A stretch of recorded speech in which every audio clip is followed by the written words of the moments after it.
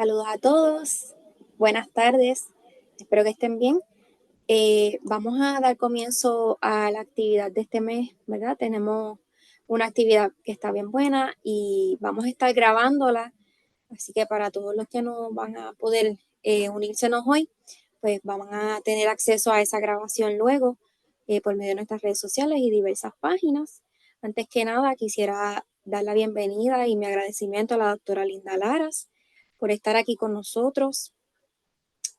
Más adelante ella se va a presentar, pero le agradecemos porque es un recurso invaluable para el tema que vamos a estar discutiendo en el día de hoy. Así que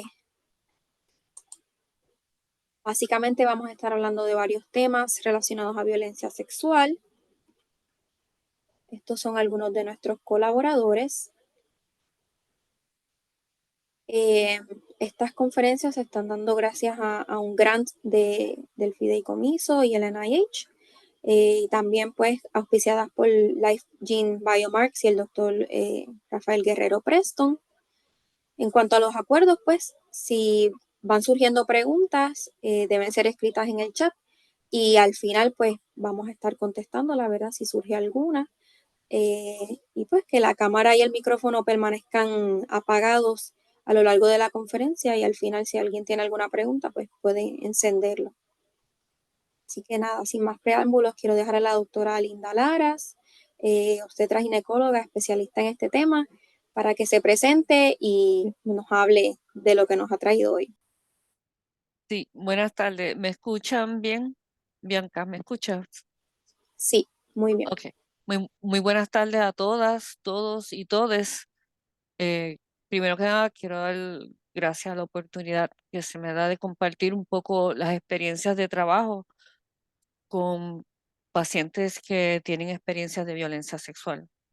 Estamos viviendo unos tiempos bastante difíciles en Puerto Rico y es importante que todos, ¿verdad?, tengamos un conocimiento mínimo de, de qué estamos hablando, qué tantos casos hay y qué podemos hacer. Próxima. Como dijo la doctora Morales, yo soy ginecóloga, tengo un programa o dirijo un programa que se llama Centro Salud Justicia, está localizado en la Escuela de Medicina San Juan Bautistas. Llevo trabajando con pacientes o víctimas sobrevivientes de violencia sexual desde los 90, así que unos cuantos añitos de experiencia. Este programa que yo dirijo provee servicios clínicos forenses comprensivos, transdisciplinarios, sensibles al trauma, centrados en la víctima y basados en evidencia. Son diversos conceptos, ¿verdad?, que nos llevan a definir centros especializados en el manejo de esta problemática. Sí tengo que decir, ¿verdad?, que recibimos financiamiento del Departamento de Justicia, la Procuradora de la Mujer, la coalición, la legislatura, municipio y donaciones. ¿Sabes? Le pongo ahí el teléfono de nuestra oficina. Colaboramos con todas las agencias de gobierno. Eso quiere decir que nosotros cumplimos con la política pública. Lo traigo porque a veces entendemos que las agencias pueden ser un poco insensibles y nosotros pues intercedemos en eso. Nuestra prioridad es la víctima y aunque hay que cumplir con las regulaciones y las leyes y todo eso, ¿verdad? Es como lo hacemos y por eso es que nosotros intervenimos en esto. El siguiente. También traerles que para algunas personas el tema puede ser sensible, está bien, si se siente incómoda o incómodo en algún momento, pues puede, ¿verdad?, apagarlo, retirarse, eso está bien. Lo importante es que se autocuide y al final vamos a tener unos teléfonos donde usted puede llamar incluso anónimo alguna pregunta o alguna orientación que necesite. Siguiente. Como trajo la compañera, vamos a hablar un poco de qué es violencia sexual, qué puedo hacer y los servicios que hay disponibles. Siguiente. Pues, ¿qué es? Siguiente. Importante diferenciar lo que es violencia de accidente, de trauma, clarificar los conceptos, ¿verdad? Porque a veces podemos estar hablando en términos que la población a que servimos pues pudiera confundirse, ¿verdad?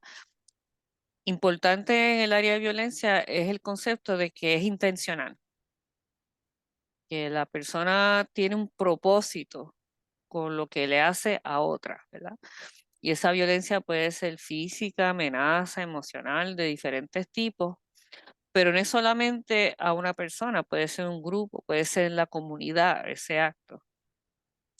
Y que esa intención, esa violencia va a resultar en un daño, ¿verdad? Y ese daño puede ser diverso y puede llegar hasta la muerte. En un accidente es algo involuntario. Voy a traer, ¿verdad?, ejemplos, algunos un poco difíciles. Quizás han hablado de personas que se ejercen presión sobre el cuello para un acto sexual erótico de cierto tipo. No es lo mismo cuando una persona le pone las manos con el propósito de disminuir su capacidad respiratoria que eh, la persona que por accidente eh, ejerce este tipo de actividad y resulta en un daño. Es bien importante diferenciar entre lo que es algo intencionado y algo involuntario.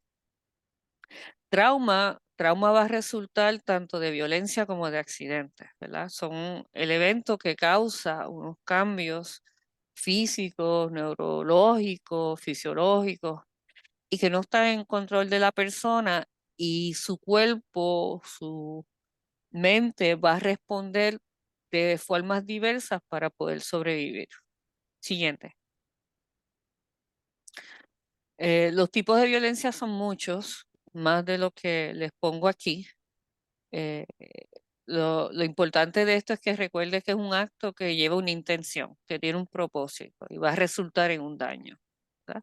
Vamos a hablar hoy un poco de la violencia sexual. El tiempo es corto, pero les voy a traer asuntos de la experiencia de trabajo que he visto que hay que clarificar entre personas que reciben el servicio y personas que dan el servicio. Siguiente. Como mencioné, estos no son los únicos tipos de violencia. Hay mucho más de lo que en la medida que vamos cambiando culturalmente, vamos cambiando los términos. Otro punto importante de estos tipos de violencia, además de la intención, es que se pueden entremezclar. Quiere decir que cuando nosotros ocultemos qué le está pasando a una persona, las experiencias que haya podido tener, cuando preguntemos por algún tipo, preguntemos si hay otros tipos además. ¿Ok? Siguiente. Pues, ¿qué es violencia sexual? Es cualquier acto sexual de cualquier forma de manifestación. Intento completado. ¿Por qué intento? Porque el mero hecho de la persona percibir que pudiera ser agredida sexualmente ya está causando un trauma, un impacto en ese cuerpo, ¿verdad? Donde la persona tiene que reaccionar para sobrellevar el evento. Así que no tiene que haber completado para que se considere una violencia sexual, ¿verdad? Y el otro punto es que no hay un consentimiento pleno. ¿Qué quiere decir un consentimiento pleno? Bueno, ella es una adolescente, ella dijo que sí, pues eso no es consentimiento si la ley no estipula que tiene capacidad para consentir, ¿verdad? A veces, cuando yo era joven, hace 2 o 3 añitos, nos hablaban, ¿verdad? Que si tú bebes, no guíes, que tengas cuidado. Pero hoy en día ya nosotros no hablamos de que no es no. Hoy tenemos que hablar que solamente sí es sí, ¿verdad? Usted tiene que asegurarse que la otra persona con la que se va a tener una actividad sexual está dando ese consentimiento, no puede asumirlo. ¿No? Otro punto importante es que no hay un perfil único de una persona que sufre una victimización sexual o de un ofensor sexual. Tenemos indicadores, tenemos señales que nos pueden alertar, pero no hay un concepto único de lo que es víctima. ¿Y por qué esto es importante? Yo recuerdo cuando era residente, había un caso donde un compañero me decía, pero si esa persona se pasa riéndose, nosotros, ¿verdad? No podemos pasar juicio de cómo una persona reacciona a un evento. Puede ser que se esté riendo de nerviosa, puede ser muchas razones. Así que nosotros los profesionales, si la víctima nos dice que le ha pasado un evento, debemos seguir los protocolos establecidos y la investigación establecida. Siguiente. Otros puntos. La violencia sexual es una agresión a la integridad de la persona. No es solamente el acto sexual, es la persona completa, se afecta a toda la persona. Es un abuso de poder, un control. El sexo es solamente una herramienta para llevar a cabo ese abuso de poder y control. Y es un delito. Si no hay consentimiento, es un delito, ¿verdad? Y nunca es culpa de la víctima, nunca. No importa cómo esté vestida, no importa lo que haga, si no dio el consentimiento, no es culpa de la víctima. ¿Ok? Siguiente. Otras cosas que sabemos, ¿verdad? Y lo traigo porque muchas personas todavía piensan que a quienes más miedo le tenemos que tener a las personas que no conocemos. Y la literatura nos dice una y otra vez que la persona agresora suele ser una persona conocida con acceso a la víctima. Y hace sentido porque esta persona conocida conoce la vulnerabilidad de su víctima, está al acecho para buscar la oportunidad. Y consiguientemente, el lugar de agresión usualmente es un lugar conocido, el lugar que nosotros pensamos que estamos seguros. La mayor parte de la violencia sexual ocurre con personas conocidas y en lugares conocidos, ¿verdad? Donde nosotros bajamos nuestras defensas eh, y asumimos una confianza. Punto importante es que usualmente no hay evidencia física. Yo siempre me pregunto que cuando viene la policía, lo primero que me dice, ¿tienen un hallazgo? Y yo, pero el hallazgo es la verbalización que te está haciendo.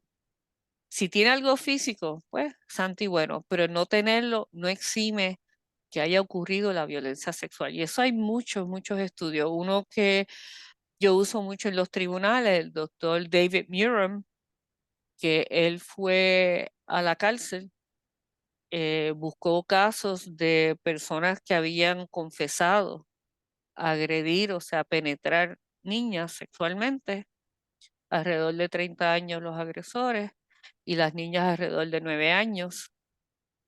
Y luego fue a buscar los expedientes médicos de las evaluaciones de esas víctimas de abuso sexual. Y él encontró que solamente un caso de cada 3 tenía algo que pudiera ser un indicador. Así que evidencia hay sobremanera de que no depende de la evidencia física para determinar una violencia sexual. Los reportes, esa es una de las preguntas que más comúnmente hacemos las personas que ayudan a las víctimas. ¿Por qué no lo dijiste antes? ¿Por qué no lo dijiste en el momento? Sabemos por la literatura que solamente el 10% de los casos reporta. Hay un montón de razones por la cual la víctima puede tardar. Uno, que no lo reconoce. Dos, que tiene miedo, que se siente culpable. El mismo ofensor le hace sentir culpable. No sabe dónde buscar ayuda. Son muchas razones por la cual las víctimas no reportan esto en el momento que ocurre. Bien. Siguiente. La divulgación, traigo este punto porque, ¿verdad? Y como les dije, todo esto es de la experiencia de trabajo. Mucha gente no entiende por qué una persona menor de edad que le pasa un abuso sexual no lo dice. Y la literatura nos dice que las personas menores de edad, en edad prepuberal, la forma más común en que se conoce del abuso es de forma accidentada. Hace sentido, ¿verdad? Porque son esta edad no hay mucha experiencia, no hay ninguna experiencia prácticamente en el área sexual, si no tienen educación sexual, si no hay actividades de prevención en la escuela. Los menores, pues, la maestra da una conferencia y dice, eso yo lo hago con mi papá.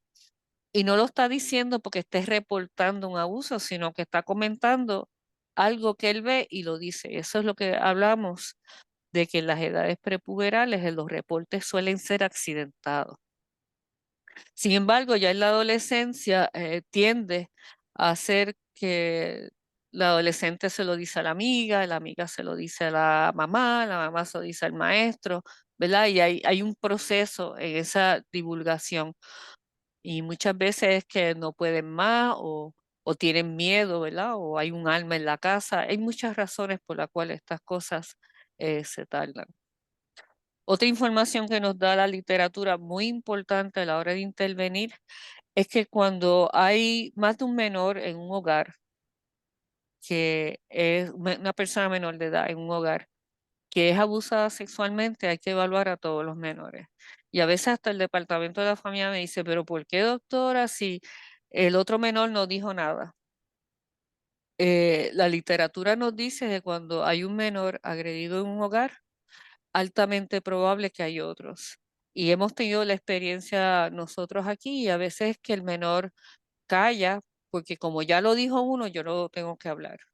O tiene vergüenza de decirlo, ¿verdad? Hay muchas razones. Tuvimos un caso en Mayagüez donde la persona ofensora era un policía y había agredido a su hija biológica, ¿verdad? Y el caso lamentablemente, ¿verdad? Se perdió. ¿Qué pasa? Cuando estos casos ocurren, usualmente pues detienen las relaciones paternofiliales, pero cuando el caso no se, ¿verdad? Sale culpable en el tribunal, pues ese custodio tiene derecho por ley, acceso a sus hijos. Y cuando esto pasó, la hermana de la paciente tuvo un intento suicida porque le dijeron que tenía que ir a visitar a su papá y es que también la estaba abusando, pero ella no había dicho nada porque su mamá, digo, su hermana, lo había dicho. Así que es protocolo, es protocolo. Cuando hay un menor en una casa, que hay otros menores, a todos se debe evaluar. Otra razón también es porque estas personas menores de edad, al traer estas experiencias de trauma, pueden estar vulnerables a ser agredidas en el futuro. Y si no tenemos un examen previo de cómo están, pues no podemos comparar. Otro punto importante es que la persona menor de edad, al no tener experiencia, no sabe lo que le está pasando y que muchas veces la persona que le agrede le dice que esto es parte de su desarrollo. Yo recuerdo un caso que la menor me dijo que su papá le estaba enseñando qué hacer para cuando tuviera novio. Estas cosas ocurren. Nosotros tenemos como protocolo, como dije antes, evaluar todos los menores. Y aunque el menor diga que me tocó por encima de la ropa, que fue más que un toque, que no pasó nada más, como quiera, se lleva un examen. Otra vez, porque el menor no es el experto en victimización. Dos, necesitamos constatar cómo está en el momento. Y sí hay a veces que pasan otras cosas, pero el menor tiene temor de decirlo. Siguiente. El consentimiento, ¿verdad? Que hablamos que tiene que haber un consentimiento en el acto sexual y tiene que ser pleno. En Puerto Rico, una persona menor de 16 años no puede consentir a una actividad sexual, excepto que tenga 14 años y la otra persona tenga una diferencia de 4 años de edad. No sé, no me pregunten, puedo imaginar muchas cosas. No entiendo por qué 3, no 5, no 2, ¿verdad? Yo entiendo que ¿verdad? Depende de la capacidad de toma de decisión y experiencias de vida que tenga la persona, pero muchas veces nos ha pasado que nos traen la situación y como la menor tiene 14 y dice que el noviecito tiene 17 y mamá dice que se fue para Estados Unidos, que todo está bien, pero eso no necesariamente nosotros como profesionales de la salud podemos hacer constatar eso. Yo recuerdo un caso que tuvimos cuando estaba en el recinto de una menor que fue con su mamá a las clínicas prenatales, hizo todo. Ella protegía a la nena, fue un noviecito, se llamó a trabajo social, se llamó al departamento de la familia. El departamento de la familia lo primero que hace es preguntar si está protegida. Sí, está protegida, está con la mamá, está yendo a las clínicas prenatal, todo está bien, ya quiere el bebé, perfecto.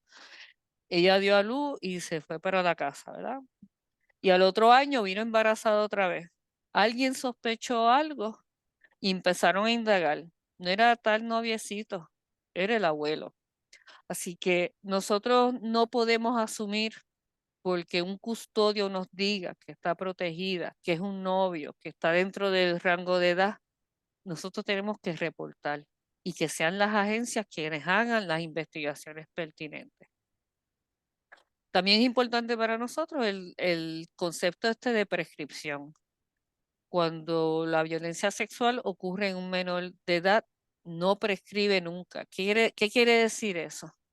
Que a lo mejor no van a hacer procesamientos ahora, pero es importante documentar en el momento lo que se sepa como profesional de ayuda. El examen documentarlo adecuadamente. El historial documentarlo adecuadamente, porque posteriormente eso puede ser útil para procesar un caso. Cuando la violencia ocurre en una persona mayor de edad, pues la prescripción es de 20 años. Y, ¿verdad? Quiero traer que para mí las víctimas que pasan por estos procesos de ayuda, incluso si llegan a los tribunales, para mí son héroes, porque cada víctima que no llega al tribunal es una persona ofensora que queda en la calle y vamos a tener más víctimas. ¿Verdad? Siguiente. Ok. Ah, muchas veces me preguntan la obligación de reportar porque es un poco nebuloso esto de la sospecha. Tengo que tener evidencia, tiene que tener algo físico. No, nuestra obligación es ante la mera sospecha reportar. Cuando la persona es menor de 18 años hay que reportarlo al departamento de la familia. Personas vulnerables, viejas, diversidad funcional. Mi recomendación a los profesionales que a veces tienen dudas con si reporto o no reporto, qué va a pasar, mi recomendación es que comparta la responsabilidad. Siempre pueden llamarnos a nosotros a un teléfono que vamos a dar más adelante, de que si usted tiene duda, llame, consulte, porque usted no, ¿verdad? No quiere después saber que esa persona usted la pudo haber protegido y no lo hizo. Las personas mayor de 18 años no hay obligación de reportar, tienen la capacidad para consentir eh, y quizás traerle que para recibir servicios no se requiere en Puerto Rico reporte. Hay algunos estados que para recibir algunos servicios tienen que tener un reporte a la policía, ¿no? Siguiente. Ok, ustedes saben que nosotros en el área de la salud nada es absoluto, todo es por probabilidad, que es lo más que ocurre. Y a pesar de que llevamos tantos y tantos y tantos años diciendo de que violencia sexual es un grave problema de salud pública, todavía hay muchos profesionales de la salud eh, que no conocen y, y, y ¿qué pasa? Si no conocen, no preguntan. Si no preguntan, no identificamos. Si no identificamos, no tratamos. Yo les quería compartir para poder entender qué tan prevalente es la violencia sexual, la prevalencia de otra condición de salud que en Puerto Rico, yo creo que todo el mundo conoce a alguien que le ha dado asma. El asma es algo bastante común en Puerto Rico. Es más, yo creo que habrá casos de asma que no son ni asma, pero el, el, el efecto trasciende, ¿verdad? Pero al ser una isla caribeña, pues tenemos un issue de asma. Siguiente.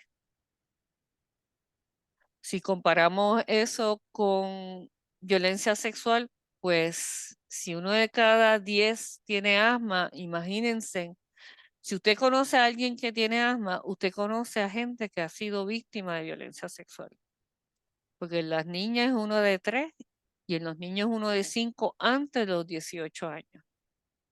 Y estas estadísticas del CDC que nos está diciendo que más del 50% de las mujeres ha experimentado alguna experiencia sexual que envuelve el contacto físico, y igual los hombres 1 de cada 3. Eso es un 30%, ¿verdad? O sea que si tú tienes un 10% de asma, y por supuesto que usted de alguna manera ha estado en contacto con alguien que ha sido víctima.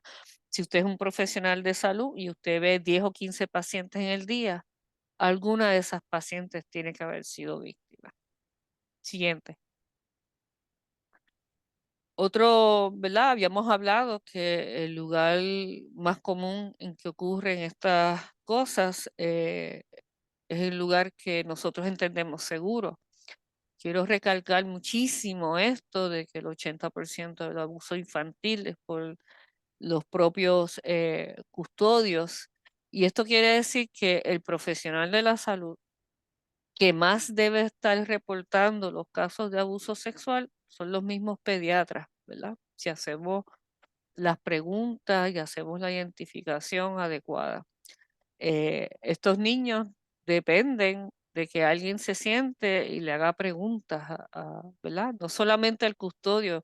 Yo, ¿verdad? Hago ginecología pediátrica y mi manera de trabajar es yo primero entrevisto a los custodios, luego entrevisto al menor, todo el mundo a sola y después hablamos todos juntos, siempre dando ese espacio a ese menor para traer una información que pudiera alertarnos a alguna situación de trauma.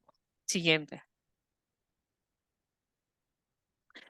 Aquí les comparto ¿verdad? Unas características o ¿verdad? Unas observaciones de un programa que teníamos en el recinto que se llamaba Paso de las Mujeres. Si quieres, seguirle dando, Bianca, para que salgan todos. Y lo traigo más que nada para romper un poco mitos, ¿verdad? En esa población que nosotros tuvimos allí, que yo diría que fueron casi como, fueron más de 500 casos que vimos en 10 años en el recinto. El 59% tenía menos de 10 años cuando ocurrió la primera vez. El 79% tenía buenas notas y eso es romper mitos, ¿verdad? No con datos de Estados Unidos, sino con nuestros propios datos. Que mucha gente piensa que los menores abusados sexualmente pues están fracasando en la escuela, ¿no? No necesariamente, pueden ser estudiantes excelentes, ¿verdad? La divulgación ocurría cuando tenía 11 años y se lo dijeron una tercera parte de las veces a mamá. O sea que la mayor parte de las veces se lo decían a otras personas, ¿verdad? Y esto de forma accidentada que va con la población prepuberal. Un punto importante que 30% fue expuesto a pornografía y eso, ¿verdad? Traemos bien con mucha importancia porque muchas veces el babysitter o la niñera hoy en día es el internet y es importante supervisar eso porque es una manera donde se hace lo que llaman un grooming, ¿verdad? Un ir preparando al menor a aceptar unas conductas poco a poco por exponerlos a ellos. Tardaron como 7 meses desde la divulgación a la clínica. 61% fueron agredidas sexualmente. Aquí en este punto quiero traer que cuando estemos trabajando con violencia sexual y otros tipos de violencia es importante conocer las leyes, ¿verdad? Nosotros estudiamos el libro de medicina para las condiciones de salud, pero para trabajar con violencia tienes que conocer las leyes para que uses el vocabulario adecuado. Nosotros ya no hablamos de violación, hablamos de agresión sexual. Una agresión sexual conlleva una penetración. Y lo que está diciendo aquí que el 61% de la población que vimos fue penetrada sexualmente. Y lo importante de eso es que 75% no tenía indicadores físicos. Así que las estadísticas nuestras en Puerto Rico van con la literatura universal sobre violencia sexual. 75% abusadas en el hogar 55% por un familiar. Sí, tengo que puntualizar que de ese familiar nosotros hemos visto un aumento. Antes era más padrastros que padres biológicos. Hemos visto un aumento significativo en padres biológicos como agresores de sus propios hijos. Siguiente. Otro punto, ¿verdad? Que quiero traer desde el área de la salud, porque todo el mundo va a la salud. No todo el mundo va a la policía, no todo el mundo va a fiscales ni a trabajo social, pero todo el mundo va a la salud. Y esto fue un estudio bien interesante, que fue un estudio, una base de datos que se hizo sobre problemas cardiovasculares y experiencias de violencia. Y se había preguntado a las mujeres si tenían alguna experiencia y 57% dijeron que sí. Pero lo importante era que 22% dijeron que los médicos le preguntaban. O sea que no todas las pacientes se les preguntaba, a pesar de la prevalencia que hay de violencia interpersonal, se le preguntaba su experiencia de violencia por el impacto de trauma y trauma sobre la salud, ¿verdad? Y 35% dijeron que, aunque no le preguntaron, ellas le dijeron al médico. Pero miren la cantidad de víctimas que se sintió que las ayudaron. Y eso me refleja un gran problema porque si le decimos a las víctimas que divulguen y si ellas divulgan y no le estamos ayudando, pues tenemos lo que llamamos una victimización secundaria por el propio sistema, ¿verdad? Así que es importante saber de qué estamos hablando y qué puedes hacer. No es que todos los profesionales de la salud sean expertos, pero por lo menos puedan canalizar a un servicio de ayuda a estas personas. Siguiente. Nos preguntamos también por qué cosas pueden influir sobre eso, y esto fue un estudio que se hizo a estudiantes de profesionales de la salud, y se les preguntó, entre otras muchas cosas, si habían tenido alguna experiencia de violencia sexual. Y 30% del estudiantado dijo haber tenido esto. Y esto es importante porque a veces pensamos, ay, el médico no hizo lo que tenía que hacer, pero no sabemos si ese médico tiene un historial de trauma también, ¿verdad? Puede ser una víctima que no haya manejado su situación, como puede ser una persona ofensora. Tenemos que pensar que en todas las profesiones puede haber tanto víctimas como personas ofensoras. Siguiente. El Departamento de Salud, pues a nivel de Puerto Rico no tenemos datos, son bien selectivos entre las agencias, porque las agencias responden a unas propuestas, a unos propósitos, y es posible que una víctima en una agencia también esté en otra agencia, bien probable. Pero el Departamento de Salud tira de vez en cuando el Behavioral Risk Factor Surveillance y el Youth Risk Behavior Surveillance, que son unos cuestionarios telefónicos donde le preguntan a personas diferentes cosas y hacen un estimado poblacional, tienen una fórmula para eso. Y en el 2018, pues tiraron uno sobre violencia sexual y contestaron según ellos, ¿verdad? El estimado de 10.000 personas que habían sufrido una agresión sexual 12 meses antes, 10.000. Y actos lascivos, 30.000. Y a nivel de las personas menores de edad, de grado escolar noveno a duodécimo, violencia sexual, 8.000. Yo les puedo decir que si todas esas personas fueran a buscar servicios de salud o servicios especializados en violencia sexual, no hay suficientes servicios para ellos. O sea que ese es otro problema.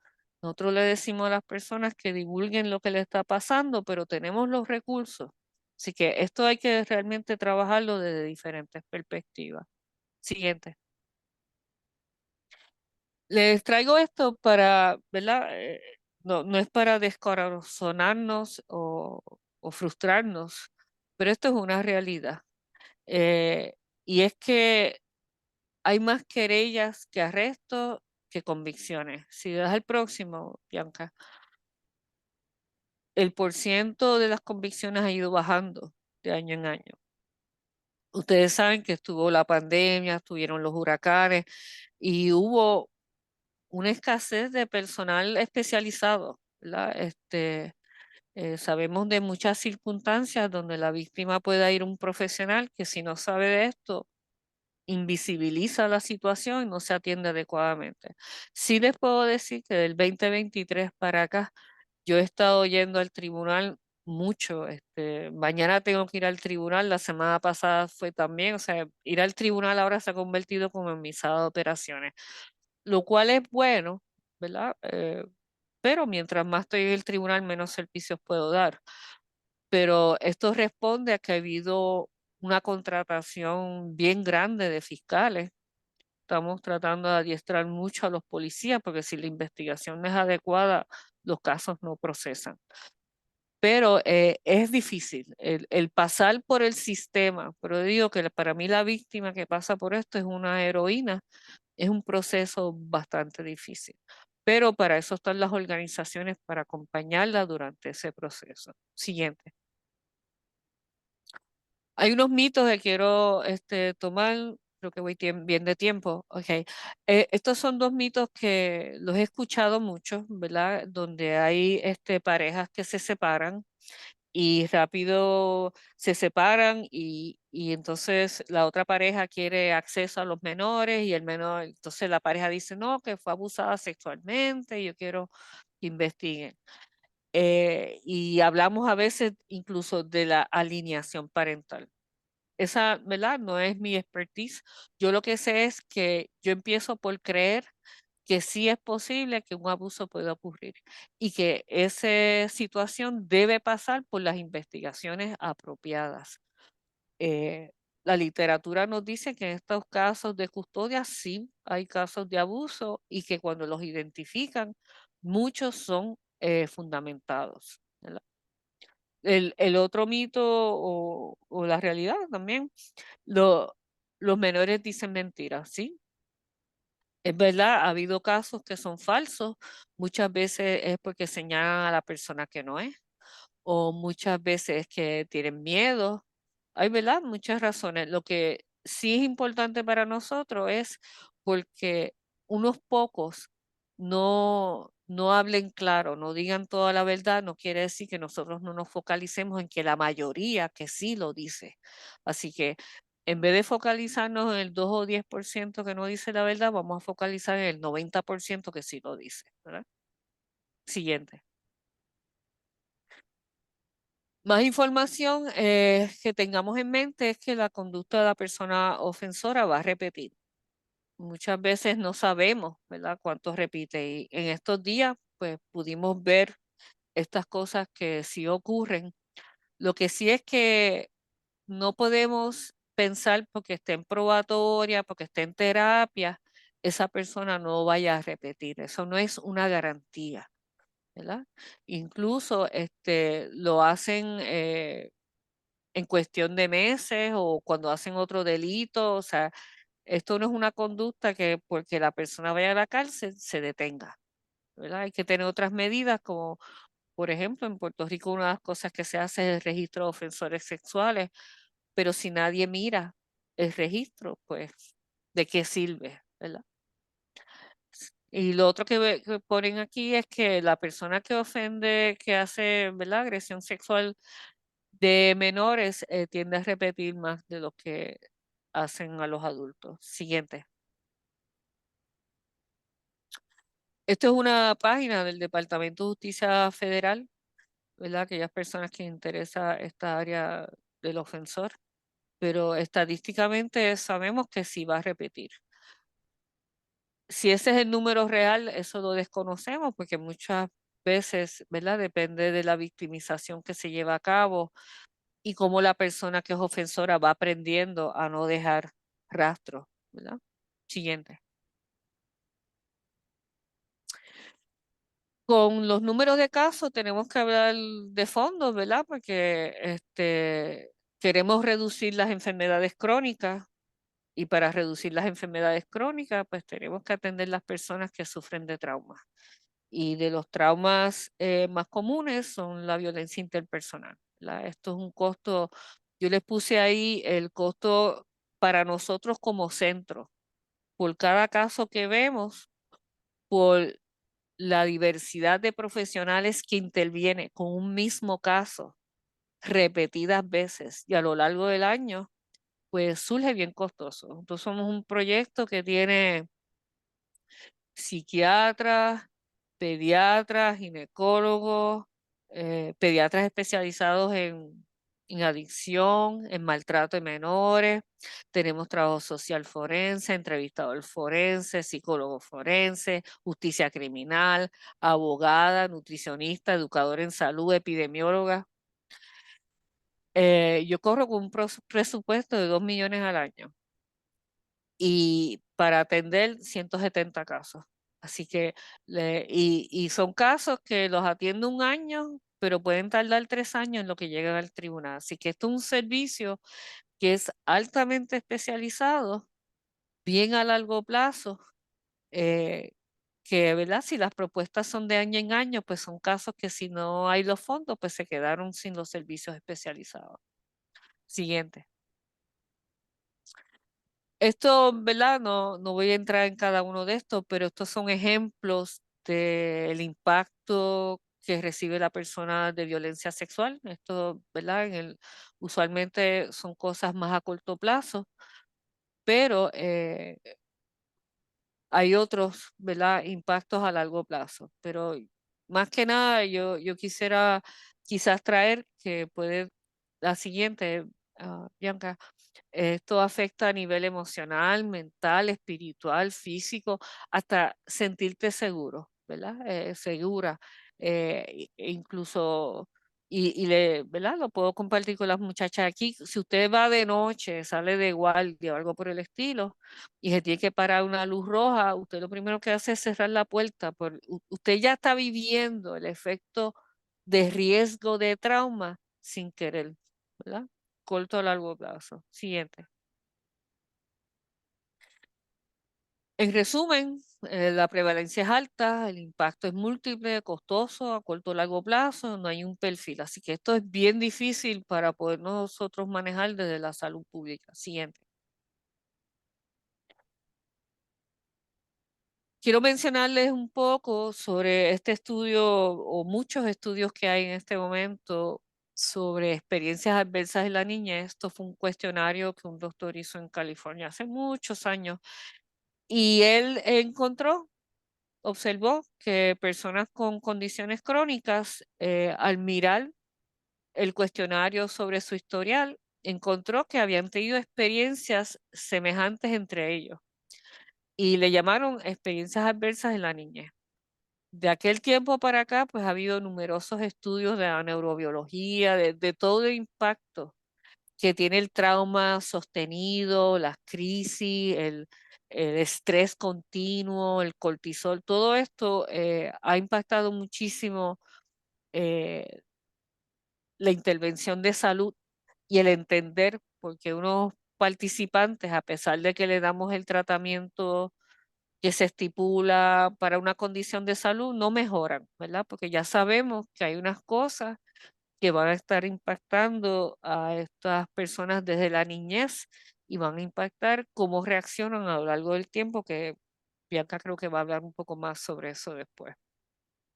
Sí decirle, ¿verdad? Se pasó, pero sí decirle que más de la mitad de las personas tiene al menos una experiencia adversa. ¿Y qué nos dice eso? Pues que le tenemos que preguntar a todos los pacientes con los cuales nos encontramos sobre esas experiencias de trauma, porque si no, los manejos que hagamos de médicos no van a ser responsivos de la forma que esperamos, ¿verdad? Y que mientras más experiencias de trauma has tenido, mayor es el impacto. Ok, siguiente. Estos son ejemplos de muchos estudios. Puede encontrar ¿verdad? La literatura muy amplia está asociado a, no creo que haya una condición de salud donde el trauma no haga la condición peor. El haber tenido experiencias de trauma en la vida no hagan a la condición peor. Así que para mí, dentro del diagnóstico diferencial de todo paciente, hay que preguntarle por esas experiencias de trauma. Siguiente. Estos son ejemplos de lo que nos dice el CDC, que si atendiéramos esos abusos en la niñez o esas situaciones disfuncionales en la familia desde temprano, podemos reducir condiciones crónicas como la depresión, problemas cardíacos, la obesidad, etcétera. Y realmente no es que el trauma te cause estas condiciones, el trauma para tú sobrellevar al trauma, tú vas a entrar en unas conductas y tu cuerpo va a incurrir en unos cambios que son los que te van a llevar a enfermar crónicamente. Siguiente. Ok, enséñalo todo si quieres de una vez y yo lo explico. Ok. Eh, la mochila, yo trabajé con una compañera, doctora Ilia Vázquez, que a mí siempre me gustó que ella habla que todo el mundo tiene una mochila que lleva a través de la vida. Y esa mochila, además de agua, el sándwich o la galleta que tú llevas para sobrellevar el día a día, pues llevas herramientas de tus experiencias de vida que te han ayudado, ¿verdad? A manejar los estresores, las crisis en tu vida. Y yo entiendo que las más importantes son la educación que tú recibes o la que te autoeducas, ¿verdad? No es necesariamente que otro te lo dé. Tu sistema de apoyo, y conocer qué recursos hay en la comunidad para cosas que tú puedas necesitar, ¿verdad? A la misma vez, el tener experiencias de trauma, eh, va a haber, yo creo que serían raras las personas que no tienen alguna experiencia de trauma, pero sabemos que estas experiencias son indicadores para enfermar, ¿verdad? Y puedes o estar bien o estar mal, dependiendo de esa mochila que tú llevas y dependiendo qué tan adecuado y a tiempo es la intervención de los profesionales de la salud. Dale a la próxima.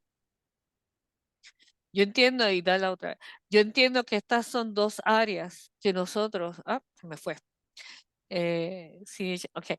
Estas dos áreas son bien importantes para nosotros trabajar. Nosotros podemos reducir, o mejor dicho, aumentar la mochila para que el impacto de trauma no sea tan severo, ¿verdad? Que pueda manejarlo mejor si mejoramos la educación, los recursos de apoyo, ¿verdad? Y los servicios.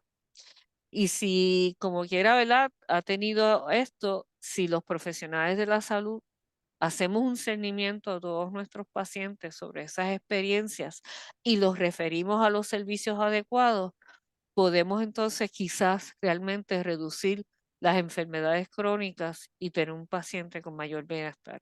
Siguiente. Pues, ¿qué puedo hacer? Siguiente.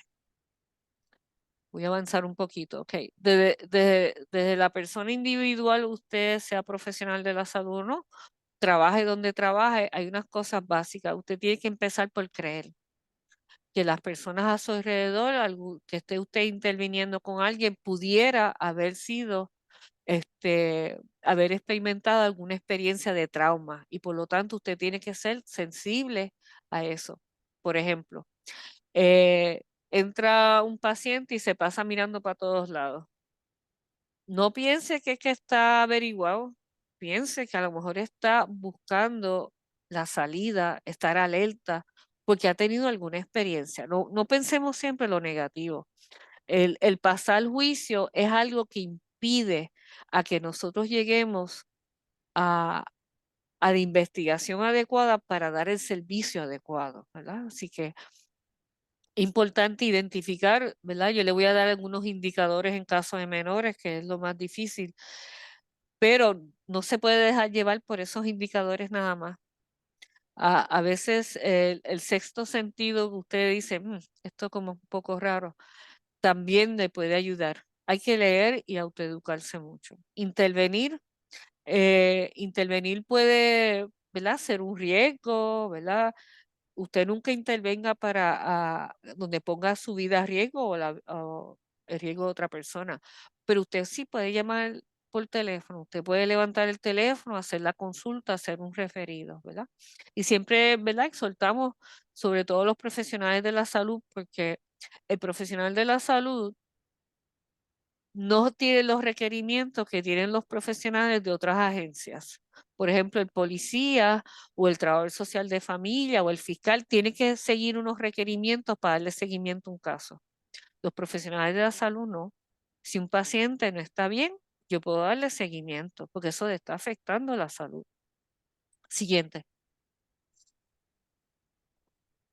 Debe educarse, como he dicho, romper mitos, hablar, no, si oye algo en la radio, está en la casa o lo que sea con la familia, háblenlo, díganlo, mira, es importante comunicarse, estas cosas no deben de pasar, hay ayuda, háblenlo mucho, siempre en caso de sospechar, reportar, duda, consultar, y si usted es una persona que le ha pasado esto y todavía está indecisa, mire, puede llamar el teléfono que vamos a dar luego, lo puede hacer de forma anónima.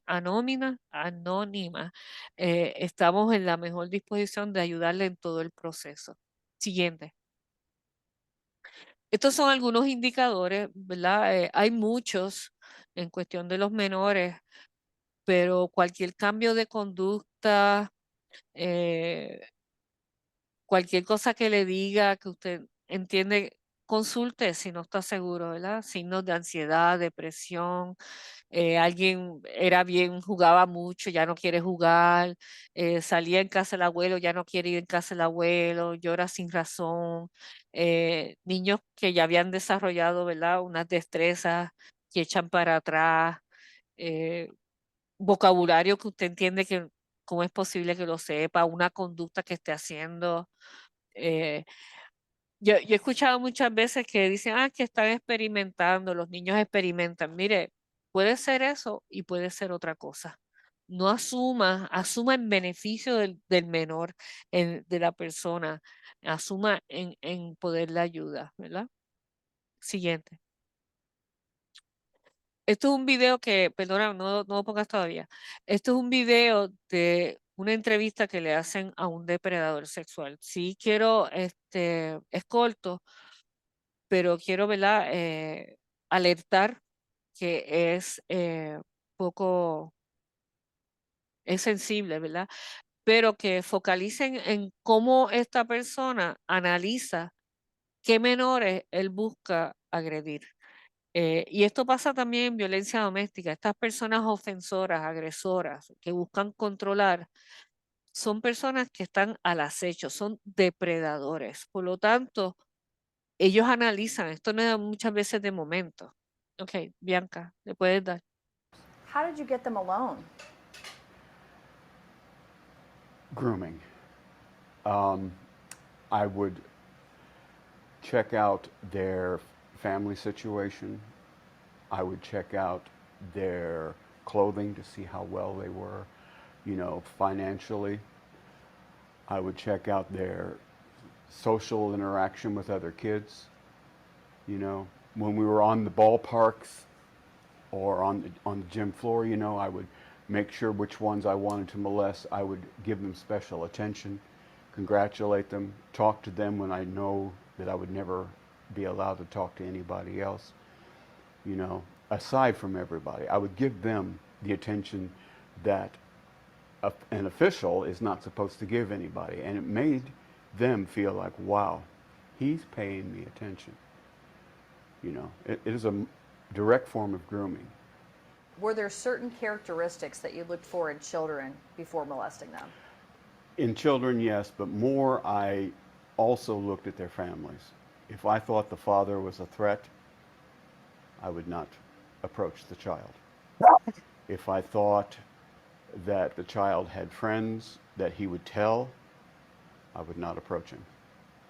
If I thought the child had friends that were in the same capacity he was, I would approach him. For the simple fact that if I could molest him, I could lure him into believing, grooming him into believing that he would enjoy it. And therefore, I could manipulate him into having his other friends come and be molested by me as well. So perhaps a child that doesn't really have a whole lot of friends, maybe not really a strong family, things like that. Yes, no spiritual values, weak in education, needs help in many ways, even from split parenting, has a mother who may be having problems with the family, you know, well, here comes superhero in to help out, you know, wow, well, thank you very much. No problem. You ever need me to take them away for the night so you can have a night out? No problem. It works. Podemos hablar quizás un poco al final del video, pero cada vez que lo escucho, eh,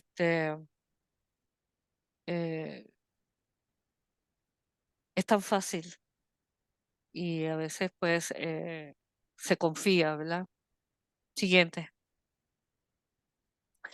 Solo cuando creemos que cualquiera puede ser una persona ofensora o víctima es que realizamos investigaciones sin prejuicio y esclarecemos verdaderamente los hechos. Es bien importante, ¿verdad?, que las personas que trabajan en este campo nos libremos de, ¿verdad?, de estar pasando juicio, de estar asumiendo unas cosas, porque a veces tratando de ayudar podemos dañar un caso. Siguiente. Sí le puedo decir, ¿verdad?, que cuando se produzca una sospecha o divulgación, lo más importante es proteger y reportar. Ahora, siguiente. Sí quiero traer, ¿verdad?, que, por ejemplo, nosotros que somos un centro especializado, hemos llamado a veces al departamento de la familia para reportar un caso y nos dice, el menor está con el custodio, con la mamá, sí, está con la mamá. El menor lo llevó a chequear, sí, lo llevó a chequear. El menor tiene algún problema, ¿no? Está todo tranquilo de momento, vamos a referir para las ayudas, qué sé yo. Ah, pues está protegido, pues no hay que reportar. No, lamentablemente no. Usted tiene que coger el reporte, si no, me pone un gerente. Porque yo no soy la persona que va a ir a la casa para ver si de verdad ese menor está protegido. ¿Verdad? Yo entiendo que a veces, pues, si la agencia lo dijo, pues eso es su responsabilidad, pero yo entiendo que no. En muchas ocasiones tenemos que ir más allá. Y otra vez, usted no está claro, usted llámenos. Usted llámenos que nosotros vamos a lo que haya que hacer para asegurar que el menor esté protegido. Y no es quitarle los menores a sus custodios, es asegurar que esté protegido, porque a lo mejor no es el custodio, a lo mejor es el vecino, ¿verdad? Siguiente. Las personas menor de edad, ¿verdad? Menor de 18 años, sospecha de divulgación, hay que protegerlo. Si usted, ¿verdad?, está en una oficina médica o algo, tiene que retenerlo allí en lo que llegue el departamento de la familia. Llamar a la policía si, ¿verdad? Pero nunca intervenga que se ponga en riesgo su vida. Tomar la mayor cantidad de información y reportarlo. Para las personas que son mayores de 18 años, no puede usted obligar ese reporte, y ni siquiera si va a a la sala de emergencia para recibir los servicios médicos, usted no le puede obligar a reportar. En Puerto Rico, la víctima que es mayor de edad tiene derecho a todos los servicios gratuitamente en sala de emergencia sin tener que reportar. Hay estados que para recibir los servicios tienen que reportar, pero en Puerto Rico no. Sí les traigo que a veces los custodios traen la ropita o traen alguna cosa, guárdelo en una bolsa de papel y usted lo rotula y lo cierra. No guarde nada en bolsas plásticas porque la evidencia se daña. Siguiente.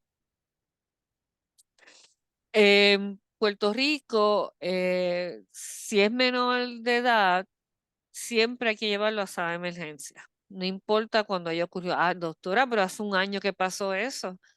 No, tiene que llevarlo a sala de emergencia. De allí, si usted no ha hecho el referido, van a hacer el referido. ¿Cuál es la razón de eso? Porque esa persona, si el departamento de la familia decide que tiene que remover o tiene que llevarlo a algún familiar o algo, hay que saber el estado de salud en que está antes de moverlo a otro lugar. Y ustedes probablemente han escuchado alguna vez que se remueven menores, se llevan a otros hogares y allí también los abusan, ¿verdad? Eso, ¿verdad? No, también pasa. Eh, Fuera de ese periodo de tiempo, en Puerto Rico, el periodo de emergencia luego de una violencia sexual son 7 días. Para hacerle el kit que antes llamábamos rape kit, ya no le llamamos rape kit, llamamos Safe Kit, que es Sexual Assault Forensic Exam Kit, y si quieren en español, el equipo de colección de evidencia forense, ¿verdad? Eso se hace de 72 horas o menos, y si tienen más de 72 horas, pues se hace el historial y el examen médico forense. Lo que sí es que el profesional de la salud tiene que tener un juicio clínico forense porque se amerita hacerlo. Más allá de las 72 horas, es cuestión de documentarlo y explicar la razón, ¿verdad? Siguiente. Siguiente, ok. Lo de una vez se evalúa la persona menor de edad, la recomendación es mandarle a un centro especializado multidisciplinario. Y eso pues tiene una razón porque las personas menor de edad, para evitar que lo entreviste el policía, lo entreviste el fiscal, lo entreviste medio mundo, pues en estos centros especializados lo hace un entrevistador forense y todos los profesionales están escuchando la entrevista en el momento. Y si tienen alguna pregunta, pues le mandan el mensaje al entrevistador forense y se hace la pregunta. Esos centros en Estados Unidos se llaman Child Advocacy Centers. Aquí en Puerto Rico, pues le han llamado SIMBAS y básicamente tiene los tres elementos que habíamos mencionado al principio, que son centrados en la víctima, sensibles al trauma y basados en evidencia. Siguiente. Si la persona tiene más de 21 años, ¿verdad? En Puerto Rico, para consentir a una evaluación médica como mayor de edad, tiene que tener mayor de 21 años. Luego de la sala de emergencia, donde se hace el kit, igual, ¿verdad? Los 7 días, 72 horas, se refiere al médico primario. Eh, Muchas veces la víctima no va al médico primario porque no quiere volver a hablar ni quiere que su médico primario sepa lo que le está pasando. Nuestra recomendación como alternativa a eso es mandarle a un centro especializado que maneje personas adultas, como puede ser el Centro de Ayuda a Víctimas, Taller Salud, Hogar Ruth, o a nosotros mismos que somos el Centro de Salud Justicia. Nosotros atendemos de toda la isla, todas las edades, todo sexo. Los únicos requerimientos en el centro de nosotros es querer los servicios y haber sido víctima, ¿verdad? Y los servicios son gratuitos. Siguiente. Hay un limbo, ¿verdad? Estas personas que tienen de 18 a 20 años, donde la sala de emergencia le pueda requerir un consentimiento. Ay, quiero decir, ¿verdad? Las personas adultas, como dije antes, no tienen que tener querella para recibir todos los servicios, ¿verdad? Estas personas de 18 a 20 nos preocupan mucho porque la experiencia que hemos tenido es que a veces son universitarias, donde están bajo situaciones incestuosas y no quieren que su custodio esté consintiendo un tratamiento, ¿verdad? En esas situaciones no es que no reciban servicio. Mi recomendación es nuevamente llamar a uno de los centros especializados que nosotros sí buscamos la manera de darle los servicios. ¿Ok? Siguiente. Quiero hablar un poco de la entrevista porque a veces hacemos muchas preguntas y las preguntas debe ser por una persona adiestrada en entrevistas forenses. Pero entonces, ¿cómo le voy a ayudar si no sé lo que va a pasar o cómo dirigirla si no sé? Ok. Eh, a nivel de la entrevista está lo que es la entrevista médico-forense, la entrevista forense y la evaluación psicosocial o evaluación de alegación que llaman también. Son tres cosas diferentes, tienen propósitos distintos, ¿verdad? Siguiente. Esto es un ejemplo de por qué esto se difiere, ¿verdad? A nivel médico forense, lo que yo busco es si lo que yo hago en el examen físico es congruente o no con lo que dice el paciente, ¿verdad? La entrevista forense es narrar, describir todo lo que dice la persona, no tiene ninguna opinión al respecto, sino que informa lo que la persona ha contado. La evaluación de alegación, pues, es una serie de entrevistas forenses, además de entrevistar colaterales y buscar descartar unas teorías que lo que haya podido ocurrir. ¿verdad? No, ¿verdad? La médico forense emite opinión y la evaluación de alegación también. Siguiente. Lo que sí es que para usted saber con urgencia qué necesita este paciente, pues usted necesita saber cuándo ocurrió el evento. No necesita saber la hora, usted necesita saber si han pasado los 7 días, si es una persona adulta, si es un menor, usted sabe que no importa cuándo ocurrió, va a pasar la emergencia. Pero si es una persona adulta, necesita saber si es la emergencia o no, ¿verdad? También necesita saber quién. No es todo el historial de cómo pasó y nada de eso. Necesita saber quién para determinar la protección que requiere la persona, porque si es un custodio, lo tienes que separar del custodio. Si es la pareja, hay que buscarle ayuda a nivel de violencia doméstica. O sea que son preguntas cortas, no tiene que entrar en los elementos de lo que le ha pasado. Y eso es importante porque si nosotros tenemos una información, nos convertimos en testigos y no tiene nada de malo ser testigo, ¿verdad? Hay dos tipos de testigos, el testigo de ocurrencia y el testigo de opinión. El testigo de ocurrencia lo que dice, pues mira, me dijo tal cosa, usted no va a opinar nada de eso, ¿verdad? El que emite, el perito que emite opiniones, pues ese es el que tiene que deducir, etcétera. Así que el hecho de que usted reciba una información de una víctima no es un problema. Usted documenta, me dijo esto, usted no está pasando juicio si pasó o no pasó, ¿verdad? Ok, siguiente. Sí quiero traer, ¿verdad? Que ya hace varios años el uso del colposcopio, sobre todo el colposcopio que toma fotos y sobre todo el videocolposcopio, es la herramienta estándar de buenas prácticas en la evaluación de violencia sexual. Y eso tiene varias razones. Uno, documental para que si otro perito quiere saber qué fue lo del examen, lo ve de la foto, porque el informe sale de la foto. Dos, como mencioné antes, muchas veces estas personas están vulnerables a ser víctimas nuevamente. Tres, si tiene algún hallazgo de trauma y usted no está muy seguro y necesita reexaminar para ver el proceso de sanación de ese trauma. Así que evaluación de violencia sexual, en la que no se utilizó el colposcopio y no se documentó digitalmente, no es seguir las buenas prácticas. Lo traigo porque en las salas de emergencia de Puerto Rico no es algo que se hace rutinariamente. Mayormente lo hacen los centros especializados. Siguiente. Estos son 3 instrumentos que los pueden bajar del mismo internet. Son los protocolos de Puerto Rico y los protocolos federales. Tienen mucha información sobre victimización, las leyes, enfermedades de transmisión sexual, indicadores. Si usted se sabe estos 3 instrumentos, usted sabe un montón, ¿verdad? Son los recursos que más les recomendaría. Siguiente. ¿Verdad? Recordar que esto es algo confidencial, hay que tener respeto, empatía, compromiso, brindarle apoyo. No debe trabajar con víctimas así, ¿verdad? De apoyo si usted no conoce las dinámicas para evitar, ¿verdad? Dañar un caso.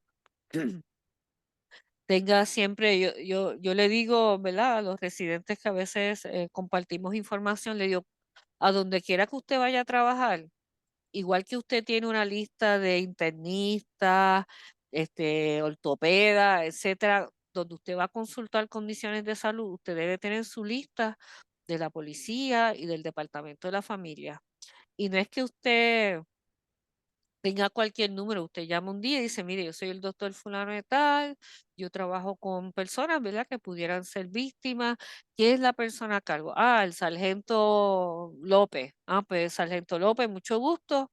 Si tengo alguna consulta, le puedo llamar, le va a decir que sí, y usted ya tiene un consultor ahí, ¿verdad?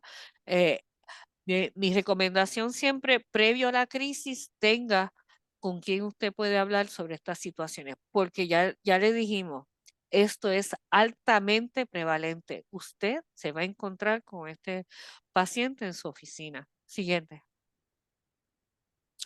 Eh, responder siempre de forma correcta, no generalizar, no asumir, ¿verdad? Y no invente, no diga cosas que usted no sabe que ocurran realmente, ¿verdad? Informar siempre el proceso, interceder por la persona, que fue a la policía. Miren, no todos los policías hacen lo que tienen que hacer. No todos los trabajadores sociales hacen lo que tienen que hacer.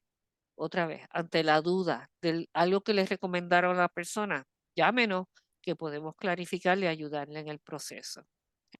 Siguiente.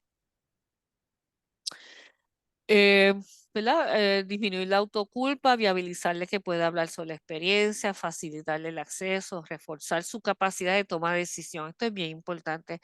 Decirle a la persona si quiere sentar o quiere estar de pie, ya usted le está dando oportunidades de tome decisiones. Acuérdese que la persona ofensora lo primero que hace es quitarle todo poder decisional, ¿verdad? Siguiente. Demostrar que le comprende, que se toma en serio, valore los sentimientos y permítale a las personas que vienen en apoyo también explorar por qué. Porque esas personas que están apoyando a la víctima son las personas que van a ayudarle a que ese trauma se pueda procesar. Tiene que atenderlos a ellos también. Siguiente. Los servicios siguientes. Pues no sé si ustedes saben, Puerto Rico tiene como 7 líneas 24/7. Yo me pregunto si usted sabe alguna de ellas. El 911, esa es la que todo el mundo, ¿verdad? Pero mi recomendación es que tenga en una tarjetita cercano, un lugar preciso en su oficina, en su lugar de trabajo, estos teléfonos. El Departamento de la Familia, la Policía, la Procuradora de la Mujer, el Centro de Ayuda a Víctimas. Tiene ahí 4 agencias, 5 agencias con 911 que de gobierno, que son líneas 24/7. Le puse la línea de nosotros en nuestro proyecto porque nosotros pues intercedemos también. Si usted llama al Departamento de la Familia y no siente que no lo han orientado, no lo han ayudado, nos puede llamar. Nosotros vamos a llamar al Departamento de la Familia a ver qué va a pasar. Siguiente.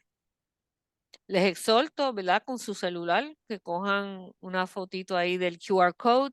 Ese QR code le va a bajar a su celular una aplicación y así tiene el teléfono siempre a la mano, no lo tiene que memorizar. Ese teléfono de nosotros es el primero en Puerto Rico que salió con lo de texto 24/7. Nosotros tenemos consejeras 24/7, personas expertas en violencia, no solamente violencia sexual, también en violencia doméstica, y lo que nosotros no sepamos lo vamos a buscar. Téngalo a la mano, porque es que a veces parece increíble que llevamos años de años dando conferencias, haciendo billboards, estando en la prensa y todavía la gente no sabe dónde ir. Y es que yo pienso que muchas personas creen que esto le pasa a otros y por lo tanto yo no tengo que tenerlo. Baje la aplicación, téngalo a la mano. Siguiente. También les exhorto que pueden entrar a la página de la Coordinadora Paz para la Mujer, que es la coalición en Puerto Rico contra la violencia doméstica y agresión sexual, porque ellos tienen un directorio de servicios a través de toda la isla, ¿verdad? Y son bien buena gente y si ellos hasta nos llaman, mira, está llamando a alguien de Añasco que necesita servicio, o sea, cosas así, ¿verdad? Siguiente. Y creo que estoy terminando. La seguridad que tiene una persona agresora de seguir libre no depende tanto de la víctima como de los profesionales que intervienen. A mí me encantó esto porque es una doctora, ¿verdad? Es alguien desde la salud, desde el bienestar de las personas que nos está diciendo, no le dejes toda la responsabilidad a la víctima. Ella está todavía en su proceso. Tú como profesional de la salud puedes hacer una diferencia. Siguiente. Ese es mi correo electrónico. Ese QR code es de la página web de nosotros de Centro Salud Justicia. Esa es la línea nuevamente, nuestra oficina. Estamos a la orden, hacemos research, invitamos mucho a los estudiantes porque para nosotros la investigación es una herramienta de la salud. Y muchas gracias.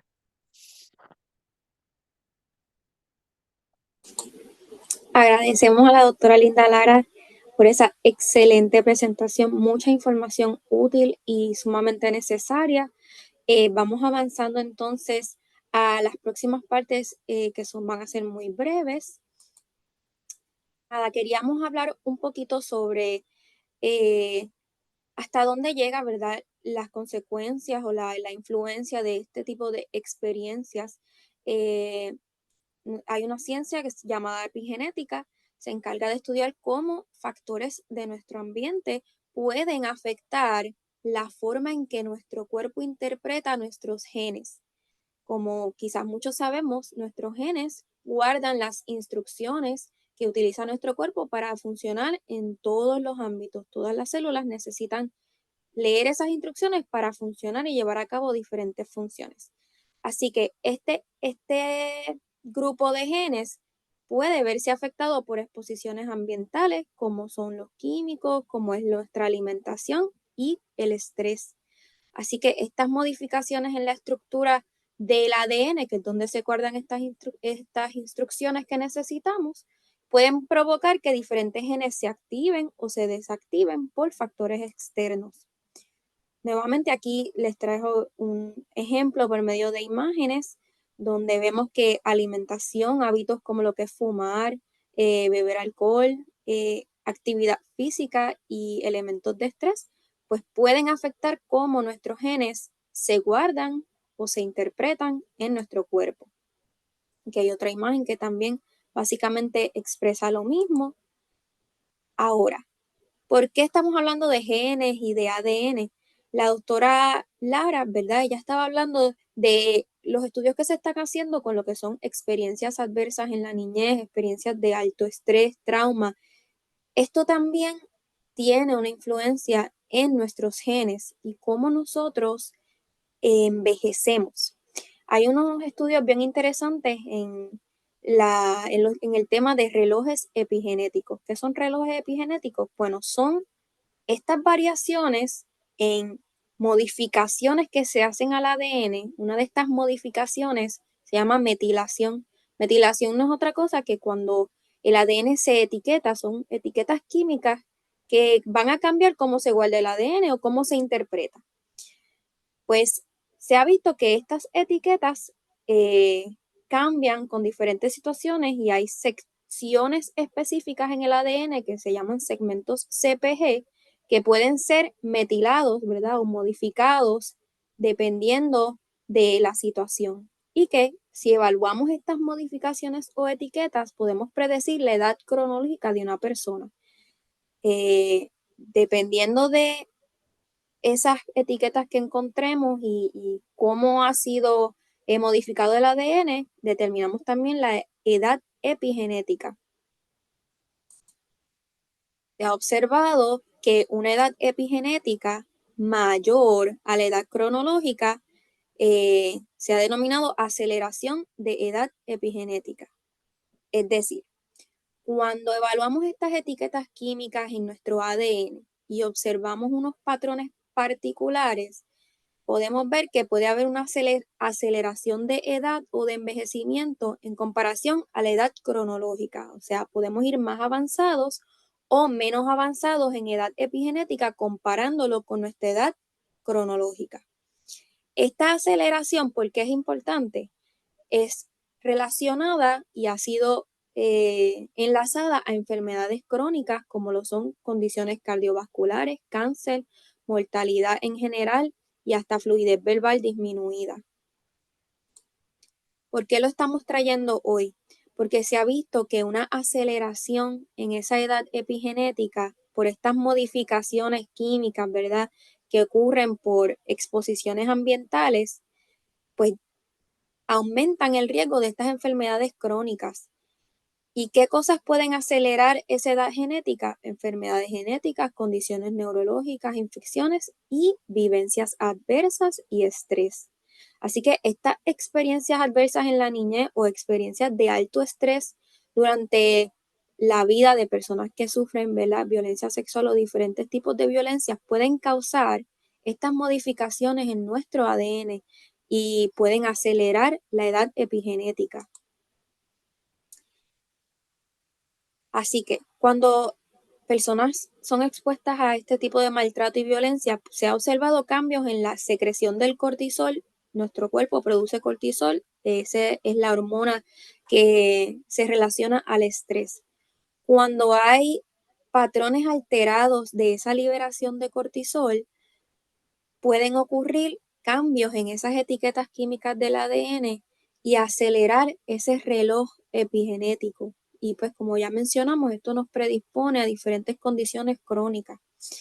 Así que una mayor exposición a eventos adversos o de alto estrés y estos cambios en cortisol, en especial en niñas, puede llevar a una alteración en los patrones de metilación y a una edad biológica alterada o acelerada.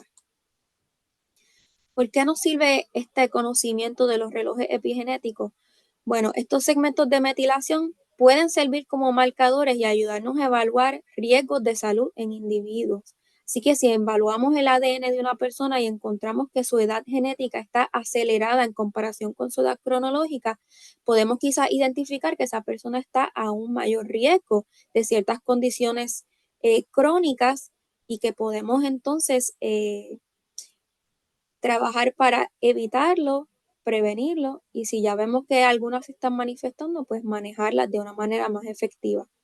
Además, son un posible blanco de tratamiento para disminuir la velocidad con que envejece el cuerpo y se manifiestan otras condiciones, al igual que el riesgo de condiciones crónicas en el futuro, como acabo de decir. Ah, simplemente quería mostrar este tema que nos parece también muy interesante y relevante. Quiero ahora pasar la parte a la psicóloga María Cristina Agray, que va a hablarnos brevemente un poco acerca de lo que es el impacto emocional. Buenas noches, saludos, Bianca. Muy interesante el tema ha estado en la noche de hoy y voy a ser bastante breve. Sé que llevamos bastante, ya un tiempito, muy relevante la información que nos trae la doctora Laras. Pero sin embargo es bien importante este aspecto emocional. Como sabemos, las víctimas de violencia sexual, tanto la víctima como sus familiares, van a verse afectados emocionalmente. Es bien importante que sean tratados a tiempo, que sean referidos. Ahorita pudimos escuchar sobre esos indicadores que pueden denotar que está pasando por una violencia sexual, que es víctima de violencia, como que se aísla, esos comportamientos. Pero si no son atendidos a largo plazo, pueden traer trastornos mayores de salud mental, la ansiedad, depresión.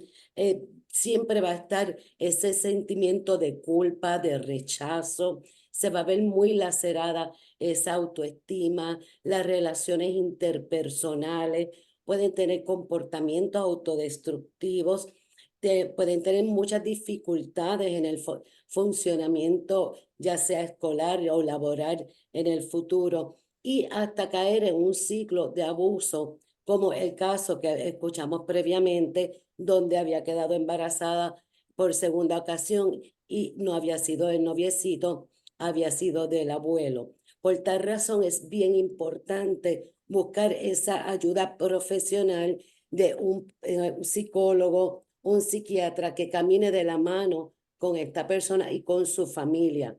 A veces vemos que estas familias se ven laceradas, se rompen los lazos familiares y no saben cómo manejarlo. Vemos padres que no hablan con sus hijas porque ya denunciaron que su abuelo le agredió sexualmente a su niña, pero sin embargo, mamá la apoyó y papá no la apoyó y ya no hay esa relación. Por eso es bien importante buscar y acudir a la ayuda de un profesional. Y si nosotros tenemos el conocimiento de que alguien está pasando o ha pasado por esta situación, es bien importante recomendarlo que acuda a un psicólogo o a un profesional de salud mental, posiblemente un psiquiatra, para tratar todo este trauma que puede tener a través de su vida. Ahora les dejo con Bianca para pasar a la parte final. Bueno, Le agradecemos a todos los que se conectaron, ¿verdad? Y queremos poner aquí disponibles algunos recursos adicionales. La mayoría ya la doctora Laras los compartió, pero de todos modos aquí compartimos números. Nosotros estuvimos haciendo el ejercicio de llamar a cada uno de ellos, así que ellos funcionan, los atienden y son números que se pueden utilizar si se ven en la necesidad o si necesitamos dar esta información a personas que lo necesitan, pues ahí los tienen disponibles. Algunos otros números y páginas de internet que pueden ser de ayuda. Estos son algunos albergues que están dedicados a lo que es la violencia doméstica y agresión sexual. Igualmente pueden conseguirse a través de la página de Paz para las Mujeres. Estos son los contactos de nosotros aquí en el Departamento de Obstetricia y Ginecología del Recinto de Ciencias Médicas, la parte de investigaciones de la doctora Josefina Romaguera. Esta conferencia va a estar disponible en nuestra página de Facebook que tienen por aquí. Pueden escanear el código QR o conectarse a través de este nombre. Pueden escribirnos a nuestro email o llamarnos para cualquier otra información. Como ya dije, esta conferencia va a estar disponible. Nos interesa que que las personas, ¿verdad?, que necesitan puedan tener acceso a esta grabación. Así que si alguien tiene alguna pregunta, duda para la doctora Laras, puede escribirla por el chat. No hay ninguna pregunta, pues nuevamente quiero agradecer a la doctora Laras por tomarse de este tiempo. Es una persona sumamente capacitada y conocedora de este tema y nosotros reconocemos, ¿verdad?, cuán valioso es su tiempo que lo haya pasado aquí con nosotros. Así que le agradezco, doctora Laras, y fue un placer. Igualmente a María Cristina Gray, que siempre está con nosotros, siempre dice presente. Y nada, les deseo unas buenas noches a todos y muchas gracias por estar presente con nosotros. Gracias, buenas noches. Buenas noches, doctora. Buenas noches.